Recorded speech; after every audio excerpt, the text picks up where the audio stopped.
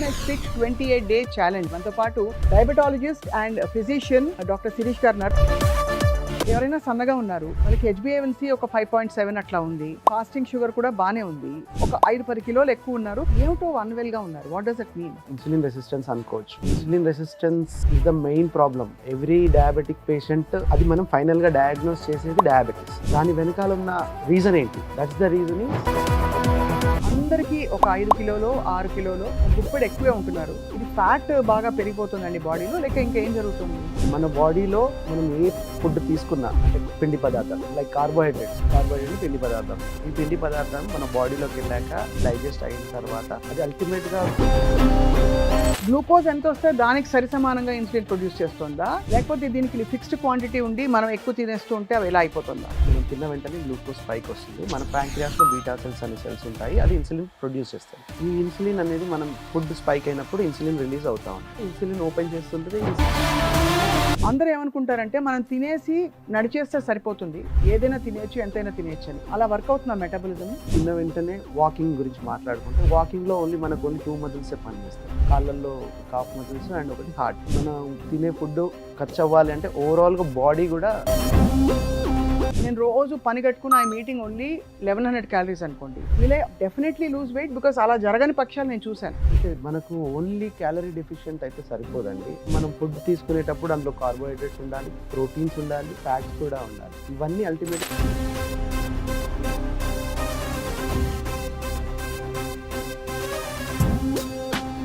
Hello and welcome to Suman TV.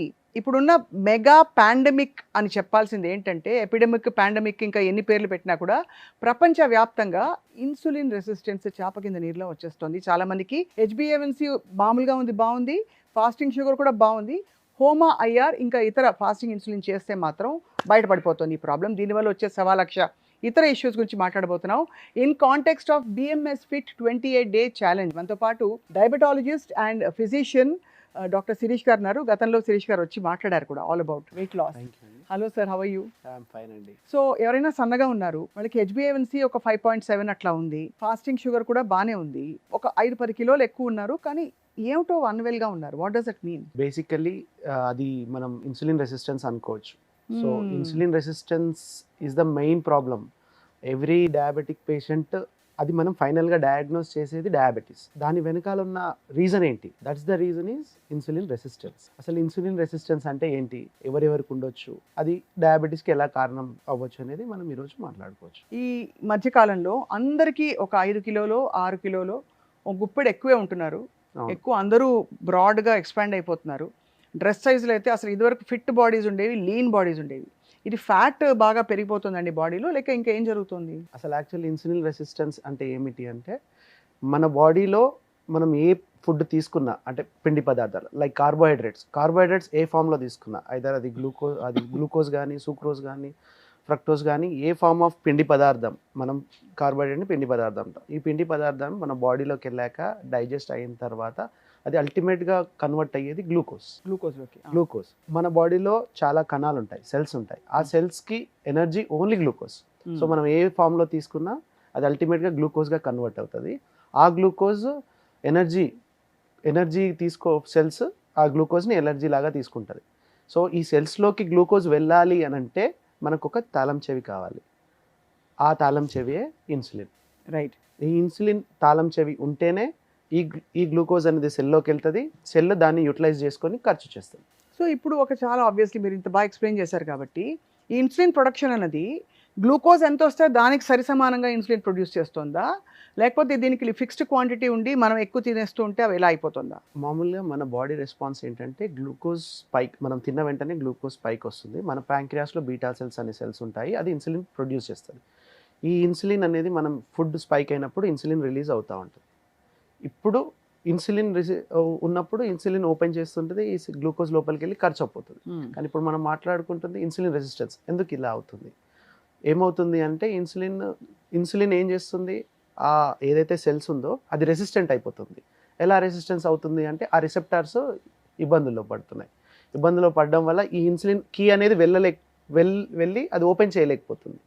అట్లా అని చెప్పి గ్లూకోజ్ బ్లడ్లో హై ఉంటుంది, ప్యాంక్రియాస్కి సిగ్నల్ వెళ్తుంది, ఇన్సులిన్ సరిపోవట్లేదు. సో కంటిన్యూస్గా ఇన్సులిన్ పెరుగుతూ ఉంటుంది. గ్లూకోజ్ లెవెల్ పెరుగుతుంది, ఇన్సులిన్ పెరుగుతుంది, కానీ ఈ ఇన్సులిన్ అనేది పని చేయలేకపోతుంది. అది. దాన్ని మనం ఇన్సులిన్ రెసిస్టెన్స్ అంటాం. ఓ ఇన్సులిన్ పని చేయలేకపోవడం, పని చేయలేదు ప్రొడ్యూస్ కాలేకపోవడం కాదు, కాదు. పని చేయలేకపోతుంది, అవును. మ్యాచ్ చేయలేకపోతుంది మనం ఇచ్చే కుప్పలు తెప్పలు గ్లూకోజ్కి. గ్లూకోజ్ని మ్యాచ్ చేయలేకపోతుంది, సెల్స్ యూటిలైజ్ చేయలేకపోతున్నాయి. ఓహో, సెల్స్లోకి పంపించలేకపోతుంది కాబట్టి అప్పుడు ఏమవుతుంది ఆ గ్లూకోజ్ అంతా వెళ్ళి?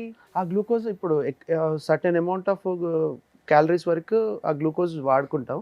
వెన్ వాడుకోలేకపోతే ఈ గ్లూకోజ్ అంతా ఫ్యాట్గా కన్వర్ట్ అవుతుంది. ఫ్యాటీ లివర్గా కూడా వస్తుంది. ఫ్యాట్ ఎక్కడికి వెళ్తుంది? గ్లూకోజ్ మళ్ళీ లివర్లోకి వెళ్ళి గ్లైకోజన్ స్టోరేజ్ అవుతుంది. అదంతా ఫ్యాట్ మళ్ళీ అడిపోసిస్ సైడ్స్కి వెళ్ళేసి అక్కడ ఫ్యాట్ స్టోరేజ్ అయ్యి సో మన సెంట్రల్ ఒబేసిటీ, మనం అంతా ఒబేస్గా మారడానికి reason insulin resistance. Right right. మీరు మీరు మీ కెరియర్లో యాజ్ ఎ డాక్టర్ చాలా మందిని చూసుంటారు. ఎంత కాలంలో ఈ డ్యామేజ్ జరిగిపోతుందండి? In a matter of months అంటారా, వీక్సా, ఇట్ టేక్స్ ఇయర్సా for the body to actually shift metabolic ఇది? It is a chronic disease అండి. Insulin resistance is not an acute condition, it is a chronic condition. మన బాడీలో కొన్ని సంవత్సరాల వరకు పెరిగిపోయిన ఇన్సులిన్ రెసిస్టెన్స్ అల్టిమేట్ రిజల్టే diabetes and these metabolic disorders. అందులో భాగం మనకి ఇప్పుడు diabetes mellitus, obesity, fatty liver, ఫీమేల్స్లో ఇన్ఫర్టిలిటీ, ఇవన్నిటికీ మూల కారణం is insulin resistance. Doctor Shirish, చాలా మంది ఏమనుకుంటారంటే మనం ఇప్పుడు బిఎంఎస్ ఫిట్ 28 డే ఛాలెంజ్ మీరు చూశారు, Yes. అండ్ చాలా మంది పేషెంట్స్ రిపోర్ట్స్ మీరు కూడా చూసుంటారు. అంటే ఈ వీళ్ళకి ఏ ప్రోగ్రామ్ కరెక్ట్, ఎంత క్యాలరీస్ ఇవ్వాలని మీరు కూడా ఒక ఆలోచనతో వాళ్ళకి గైడ్ చేస్తున్నారు, ఎస్పెషల్లీ డయాబెటిక్. సో అందరూ ఏమనుకుంటారంటే మనం తినేసి నడిచేస్తే సరిపోతుంది, ఏదైనా తినేయచ్చు, ఎంతైనా తినేయచ్చు అని. అలా వర్క్ అవుతున్న మెటబాలిజం మాట్లాడుకోవాలంటే మనం తిన్న వెంటనే ఎక్సర్సైజ్ చేయాలి అంటాం. అంటే వాకింగ్ గురించి మాట్లాడుకుంటే వాకింగ్లో మనకు ఓన్లీ 2 మజిల్సే పనిచేస్తాయి. కాళ్ళల్లో కాఫ్ మజిల్స్ అండ్ ఒకటి హార్ట్. యాక్చువల్లీ మనం తినే ఫుడ్ ఖర్చు అవ్వాలి అంటే ఓవరాల్గా బాడీ కూడా మనకి సపోర్ట్ చేయాలి. Right. ఆ ఎనర్జీని బ్రేక్ డౌన్ చేయడానికి, మనం తీసుకున్న ఫుడ్ని బ్రేక్ డౌన్ చేయడానికి మన బాడీ అంత ఎక్సర్సైజ్ చేయాలి. సో అదే మనం ఈ బిఎంఎస్ ఫిట్లో చేస్తాము. నాట్ ఓన్లీ అంటే ఎట్లా అంటే మన హౌస్ని మొత్తం లైటింగ్ చేసుకోవాలి, not only the 1 or 2 rooms. అది మొత్తం అంత లైట్ చేయాలంటే పొద్దునే నేను వర్కౌట్ తర్వాత మన ఇన్స్ట్రక్టర్ రాహుల్ గారిని అడిగాను, రాహుల్ నేను ఇవాళ ఎన్ని క్యాలరీస్ బర్న్ చేసి ఉంటాను, 15 నిమిషాలే కదా నేను చేసింది అని. He said probably around 150. Frankly చెప్పాలంటే మీరు ఇంకొంచెం చేస్తే ఒక 250 క్యాలరీస్ వరకు మీరు బర్న్ చేయగలిగితే ఇంత ఫాస్ట్ షార్ట్ స్పాన్లో మీకు ఇంకా బాగుంటుంది వెయిట్ లాస్ అని చెప్పారు. అవునండి. బట్ నేను ఎందుకు అడిగానంటే ఈ ప్రశ్న, క్యాలరీ డెఫిసిట్లో మాత్రం ఉంటే everyday will that actually lead you to weight loss? For example నా బాడీకి 1600 క్యాలరీస్ కావాలనుకోండి, నేను రోజు పని కట్టుకుని ఐ మీటింగ్ ఓన్లీ 1100 క్యాలరీస్ అనుకోండి, will I automatically definitely lose weight? Because అలా జరగని పక్షాలు నేను చూశాను. అంటే మనకు ఓన్లీ క్యాలరీ డెఫిషియెంట్ అయితే సరిపోదండి, ఆల్ టైప్ ఆఫ్ ఫుడ్స్ మన ఫుడ్లో ఉండాలి. Like we need not to change the food, we need to change the order of food. Okay, order of food అంటే మనం ఫుడ్ తీసుకునేటప్పుడు అందులో కార్బోహైడ్రేట్స్ ఉండాలి, ప్రోటీన్స్ ఉండాలి, అండ్ అట్లనే ఫ్యాట్స్ కూడా ఉండాలి. ఇవన్నీ అల్టిమేట్గా క్యాలరీస్ లాగా కన్వర్ట్ అవుతాయి. రైట్. లైక్ ఎట్లా అంటే ఒక 1 gram of protein, 1 gram of carbohydrate, 1 gram of fat 449గా క్యాలరీస్ సప్లై చేస్తుంది. అంటే 1 gram of carbohydrate 4 calories, 4 calories, protein 4 calories and fat fat 9 9 calories. Calories. చాలా మంది చాలా రకాల క్రాష్ డైట్ ప్లాన్స్ ఉంటాయి. 5 days ఓన్లీ వాటర్, 5 days నేను వాటర్ తాగుతా, I won't have anything. They do lose weight, but ఏమిటో అది సస్టైనబుల్గా అనిపించదు. సో మీరేమంటారు డాక్టర్ శిరీష్? బిఎంఎస్ ఫిట్లో మనం ఏం చేస్తామంటే మీ బాడీ రెస్పాన్స్ని మేము దాన్ని కరెక్ట్ చేస్తాము. సో మీరు వాటర్ తీసుకుంటారు, కొందరు ఇట్లా తీసుకున్న వాళ్ళకి డిఫరెంట్గా రియాక్ట్ అవుతుంది. ఒక్కొక్క బాడీ ఒక్కొక్క రకంగా రియాక్ట్ అవుతుంది. అందరికీ సేమ్ సెట్ ఆఫ్ రూల్స్ ఉండవు. సో ఒకరి బాడీ ఒకలా రియాక్ట్ అవుతుంది. సో ఎగ్జాంపుల్ డయాబెటీస్ పేషెంట్ తీసుకున్నాం, నార్మల్ పేషెంట్ తీసుకున్నాం. నార్మల్ పేషెంట్ ఓన్లీ మ్యాంగోస్ తిన్నారు, అతను టైం బీయింగ్ వెయిట్ లాస్ అవ్వచ్చు. కానీ అదే డయాబెటిక్ పేషెంట్ ఆ మ్యాంగోస్ తీసుకోవడం వల్ల అది ఇంకోలా కన్వర్ట్ అయ్యి అది డయాబెటీస్ అనేది ఎక్కువైపోతుంది. సో ఇవన్నీ ఇవాల్యుయేట్ చేసి కస్టమైజ్డ్గా ఉంది Customized. కాబట్టి బిఎంఎస్ ఫిట్ 28 daysలో పీపుల్ ఆర్ లూజింగ్ వెయిట్. మీరు చూసి ఆర్ యూ సర్ప్రైజ్డ్? అంటే at the way people lose weight మీరు ఏమంటారు యాజ్ అ డయాబెటాలజిస్ట్ డాక్టర్ గారు? అంటే రిజల్ట్స్ అయితే చాలా ఎక్సలెంట్గా ఉన్నాయి. సో సర్ప్రైజ్ కంటే ఐఎమ్ ఫీలింగ్ హ్యాపీ అండి. ఎందుకంటే సో వాళ్ళ డయాబెటీస్ని కంట్రోల్ చేసుకోగలుగుతున్నారు, వాళ్ళ వెయిట్ లాస్ తగ్గించుకోగలుగుతున్నారు, వాళ్ళ డైలీ రొటీన్స్లో వాళ్ళ ఎంతూజియాజంగా. సో 10% ఆఫ్ వెయిట్ లాస్ అయితే the mental stress will be decreased more. అవునా? చాలా డిక్రీజ్ అవుతాయి. 10% ఆఫ్ మన వెయిట్ లాస్ అయితేనే our body metabolism, our mind all will be changing. అన్ని చేంజ్ అయిపోతాయి. అన్నీ చేంజ్ అయిపోతే ఫ్రెష్గా కనిపిస్తారు, ఎంతూజియాస్టిక్గా ఉంటారు. నేను I'm the first sitting living example of that, because I feel ideal వెయిట్లో ఉన్నప్పుడు confidence levels and also body function, నిద్ర బాగా పడుతుందండి. ఫస్ట్ ఇన్సులిన్ రెసిస్టెన్స్ ఉన్న వాళ్ళకి నిద్ర కూడా ప్రాబ్లం అవుతుందండి. డెఫినెట్లీ అండి. ఇన్సులిన్ రెసిస్టెన్స్ మెల్లిమెల్లిగా ఒబెసిటీకి తీసుకొస్తుంది. ఒబెసిటీ పెరుగుతున్న కొద్దీ అబ్స్ట్రక్టివ్ స్లీప్ యాప్నియాలోకి వెళ్ళిపోతారు. సో నిద్ర కూడా సరిగా పట్టదు. అవును. అది కూడా one of the reason. And ఇంకొక చిన్నది, ఇప్పుడు చిన్న చిన్న డైలీ ఫంక్షనింగ్లో చాలా మందికి ఆ 5-10 కిలోలు ఎక్సెస్ వెయిట్ ఉన్న వాళ్ళు కూడా మెట్లు ఎక్కేటప్పుడు ఆయాసపడతారు. అది అండర్లయింగ్ డిజీజ్ని మనం సూచిస్తుంది. అది అవును. ఏమిటి మనకి ఈ ఇన్సులిన్ రెసిస్టెన్స్ పెరుగుతుంది. So right. మామూలుగా అయితే మనం ఇన్సులిన్ రెసిస్టెన్స్ ఎలా కనుక్కోవచ్చు జనరల్గా పీపుల్లో తెలుసుకోవాలనుకుంటే, మెల్లిగా మెడ వెనకాలంతా బ్లాకెనింగ్ అవుతూ ఉంటుంది. కొందరికి చంకలో అవుతుంది, కొందరు గ్రాయిన్స్లో అవుతుంది, ఇంకొందరికి స్కిన్ ట్యాగ్స్ కూడా వస్తుంటాయి. సో ఇది మనకు అంటే మన బాడీ అద్దంలో చూసుకున్నప్పుడు ఈ పులుపులు రావడం, ఏంటి మెడ వెనకాల మెడ మీద నల్లటి నల్లగా. లైన్స్ రావడం, వాటితో పాటు అకాంతిస్, దాన్నే అకాంతోసిస్ నెగ్రికాన్స్ అంటాం మనం. అదే నెగ్రికాన్స్ అంటారు. దాని క్రీములు రాసి తగ్గదు అది. క్రీములు కాదండి, దాని basic back problem insulin resistance. దాన్ని తగ్గిస్తే అల్టిమేట్గా ఇవి కూడా తగ్గిపోతాయి. వేరే ఆటో ఇమ్యూన్ డిజార్డర్స్ ఏవైతే ఉంటాయో వాటికి కూడా కొంత ఆన్సర్ దొరుకుతుందండి ఇన్సులిన్ రెసిస్టెన్స్ తగ్గిస్తే. అవునండి, డెఫినెట్లీ. ఇన్సులిన్ రెసిస్టెన్స్కి ఆటో ఇమ్యూన్ డిసీజెస్కి రీజన్ ఏంటంటే లైపోజెనసిస్ ఎక్కువ జరుగుతుంది. అంటే ఫ్యాట్ సెల్స్ ఎక్కువ ఉంటాయి. ఫ్యాట్ సెల్స్లో బాడీ ఎక్కువ అయిపోయిన కొద్దీ ఇన్ఫ్లమేషన్ ఎక్కువ అవుతుంది. ఇన్ఫ్లమేషన్ ఎక్కువైన కొద్దీ ఫ్రీ రాడికల్స్ రిలీజ్ అవుతుంటాయి. ఈ ఫ్రీ రాడికల్స్ వెళ్ళి మన ఆటో ఇమ్యూనిటీకి వన్ ఆఫ్ ద రీజన్ కూడా అవ్వచ్చు. చాలామంది డాక్టర్ శిరీష్ వెయిట్ లాస్ అవ్వాలని తెలిసినా కూడా కొంత పోస్ట్పోన్ చేస్తూ ఉంటారు. లేదు కొంత ఈ ఏజ్కి పర్వాలేదులే, 40-45 దాటిపోయాయి కదా, 45 ఇయర్స్కి కొంచెం వస్తుంది కదా, వెయిట్ వస్తుంది కదా, మోకాళ్ళ నొప్పులు వస్తాయి కదా అని ఊరుకుంటారు. వాళ్ళకి ఏం చెప్తారు ఇవాళ మీరు? డెఫినెట్లీ ఐడియల్ వెయిట్ ఏజ్తో ఉండదండి. అంటే ఏజ్ పెరుగుతున్న కొద్దీ మన ఫిజికల్ ఎక్సర్సైజ్ తగ్గించుకోవడం కాకుండా మనం ఏజ్తో పాటు డైట్ ప్లస్ ఎక్సర్సైజ్ చేసుకోవడం అనేది నా సజెషన్. లైఫ్ లాంగ్ మనం ఇంకా అన్నము చపాతీలు ఇవన్నీ మానేయాలా డాక్టర్ శిరీష్? దిగులేస్తుంది చాలా మందికి. ఇప్పుడు ఆవకాయ సీజన్, మంచి అన్నం పెట్టుకుని ఒక ముద్ద ఆవకాయ అన్నం తినాలండి పప్పు వేసుకుని. వాళ్ళకి ఏం చెప్తారు? మనం ఐడియల్ వెయిట్ మెయింటైన్ చేసుకుంటూ మన రొటీన్స్, ఇట్లాంటి సీజన్స్లో మనకు మ్యాంగోస్ ఎక్కువ దొరుకుతాయి. ఆ టైంలో మనం కొంచెం అదర్ డైట్స్ కంట్రోల్ చేసుకొని ఫిజికల్ ఎక్సర్సైజ్ పెంచుకుంటే ఈ సీజనల్ ఫ్రూట్స్ అనేవి చాలా ఇంపార్టెంట్. బాగా ఎంజాయ్ చేయొచ్చు. బాగా ఎంజాయ్ చేయొచ్చు. ఒక యావరేజ్ అడల్ట్కి ఎన్ని క్యాలరీస్ రోజుకి జస్ట్ బేస్ మెటాబలిజం ఫంక్షన్ అవ్వడానికి 2000 to 2400 కిలో క్యాలరీస్ అవసరం పడుతుంది. అంత అవసరం? 2400 అండి? అవునండి. బట్ మనం తినే క్యాలరీస్ అంతకంటే తక్కువే ఉంటాయి కదా, మరి వెయిట్ ఎందుకు వస్తారు? సో మనము ఏది తిన్నా మనము అతిగా తినకూడదు. అది మనం ఎక్కువ అతిగా తింటున్నాము. మన బాడీకి కావాల్సినంత గ్లూకోజ్ కాకుండా ఎక్కువ కార్బోహైడ్రేట్ ఇచ్చేయడం వల్ల మనకి అన్ని సమస్యలు వస్తాయి. ఓకే. సో కార్బోహైడ్రేట్ని నియంత్రించడం అది ఒక it's ground rule for all concerned. అది మీరు చూసిన అద్భుతమైన సక్సెస్ స్టోరీస్ ఒకటి రెండు చెప్పండి doctor Shirish. BMS fit 28 challenge. 28 మనం ఎన్రోల్ చేసుకునే కొందరు వెయిట్ లాస్ కోసం వస్తారు. అప్పుడు మనం ఇన్వెస్టిగేషన్ చేసుకున్నప్పుడు హోమా-IR చెక్ చేస్తామండి. హోమా-IR హై ఉన్న వాళ్ళకి 28 డేస్ ఛాలెంజ్ తర్వాత వాళ్ళ వెయిట్ లాస్తో పాటు ఈ ఇన్సులిన్ రెసిస్టెన్స్ కూడా తగ్గించి హోమా-IR కూడా తగ్గించేస్తుంది. అట్లాంటి సక్సెస్ఫుల్ కేసెస్ లాస్ట్ మంత్లో చూసాం. ఓకే. అండ్ హోమా-IR ఇన్సులిన్ రెసిస్టెన్స్ తగ్గి అలాగే వాళ్ళకి అంటే వెయిట్ లాస్ ఎన్ని కిలోలు తగ్గినట్టు మీరు చూసారు? ఫర్ ఎగ్జాంపుల్ యావరేజ్గా per month 5 kilo calories, 5 to 6 kgs వరకు తగ్గుతున్నారు అందరూ. అవునండి. అండ్ ఇది వాటర్ లాస్ కాదు, real fat loss. Real fat loss. Fat loss అయిపోయిన వాళ్ళకి ఒక గుడ్ న్యూస్ ఏంటంటే, to gain back that kind of fat అంటే ఒక 4 రోజులు 5 రోజుల్లో రాదు.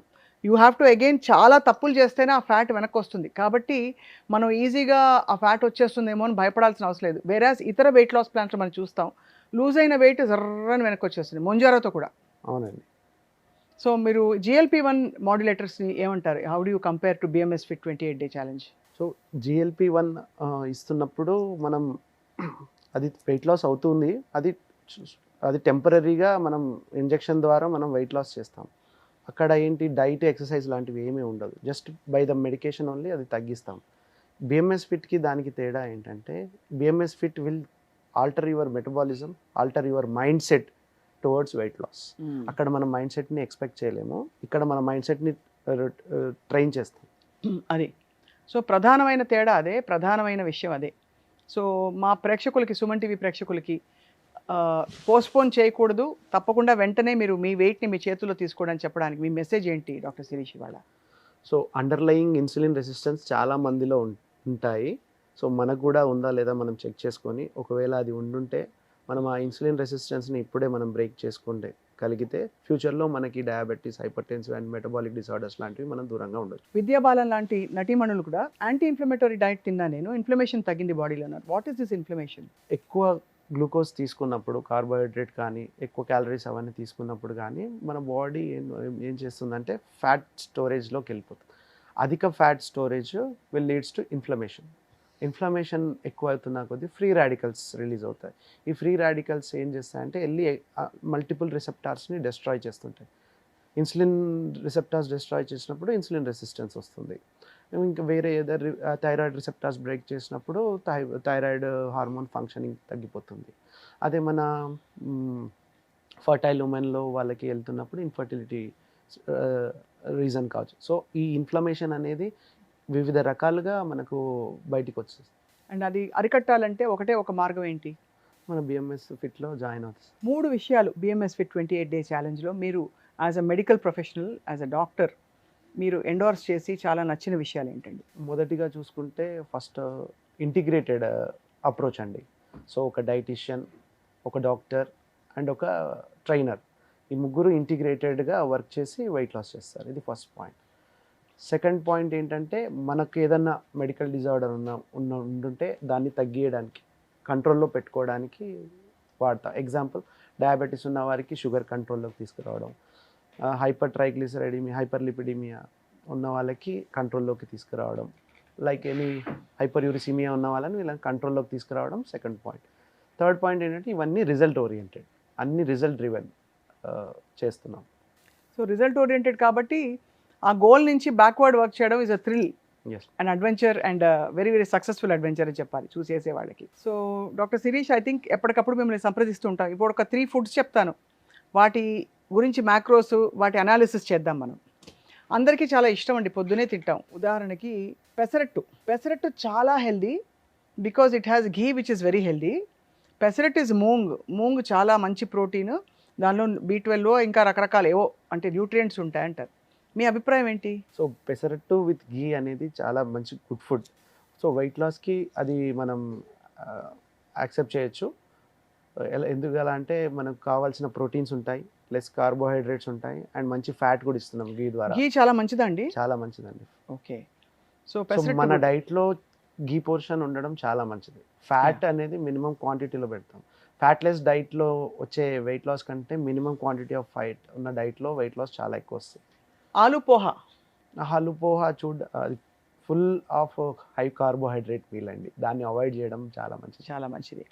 పూరి చోలే ప్రోటీనియస్ ఫుడ్, కానీ puri is a oily food and high calorie and with maximum carbohydrate meal అండి. సో దాన్ని అవాయిడ్ చేసుకోవచ్చు. రైట్. అండ్ ఫైనలీ బ్రెడ్ ఆమ్లెట్లో మనకి మంచి ఫుడ్, కానీ bread which is baked from maida, it's like A naked sugar, అది కూడా not avoid చేయాలి. So instead omelette with vegetables is better. Omelette with vegetables చాలా బెటర్. ఇందులో ఫైబర్ కంటెంట్ ఉంటుంది, right, night protein ఉంటుంది, minimum carbohydrate. So doctor Shirish, BMS fit 28 day ఛాలెంజ్లో fat అడిక్వేట్గా తీసుకోవాలని ఇన్సిస్ట్ చేస్తారు. ఒక డయట్లో ఫ్యాట్ ఎందుకు ఇంపార్టెంట్? బికాజ్ అన్ని ఇందులో ఆయిల్ లేదని చెప్పి నాన్ స్టిక్ ప్యాన్ మీద అస్సలు ఇట్లా వేస్తే దోశ వచ్చేస్తున్న ప్లేట్లోకి ఆయిల్ అస్సలు అవసరం లేదని హైప్ చేస్తారు అందరూ. సో మీరేమంటారు? మన ఐడియల్ డైట్లో ఫ్యాట్ కంటెంట్ కూడా ఉండాలి. ఎందుకు అని అంటే మనం తీసుకునే ఫ్యాట్ సటైటీని తీసుకొస్తుంది. అంటే మనకు అంటే ఫ్యాట్ ఫుడ్లో ఉండి వితౌట్ ఫ్యాట్ ఫుడ్ తీసుకుంటే ఎక్కువ పోర్షన్ ఆఫ్ తీసుకుంటాము, ఫ్యాట్లో ఉన్నది తక్కువ పోర్షన్ ఫుడ్ తీసుకుంటాం. సటైటీ ఫస్ట్ తీసుకొస్తుంది. సెకండ్, షుగర్స్ లెవెల్స్ని మెయింటైన్ చేస్తుంది. సో ఈ ఫ్యాట్ ఫిజికల్ బ్యారియర్గా మన అబ్జార్ప్షన్ అవుతుంది కదా గట్లో, అదొక ఫ్యాట్ ఒక ఫిజికల్ బ్యారియర్గా కూడా అవుతుంది. గ్లూకోజ్ పైకింగ్ రాదు, గ్లూకోజ్ స్లోగా అబ్జార్ప్షన్ అవుతుంటుంది. థర్డ్ థింగ్ ఏంటంటే మన ఫ్యాట్ బాడీకి హార్మోన్స్ కావాలి. Most of the hormones are from fats. So ఆ ఫ్యాట్ కూడా చాలా ఇంపార్టెంట్. మన ఐడియల్ వెయిట్లో ఉండాలంటే మనం బ్యాలెన్స్డ్ హార్మోనల్ బ్యాలెన్స్లో ఉండాలి.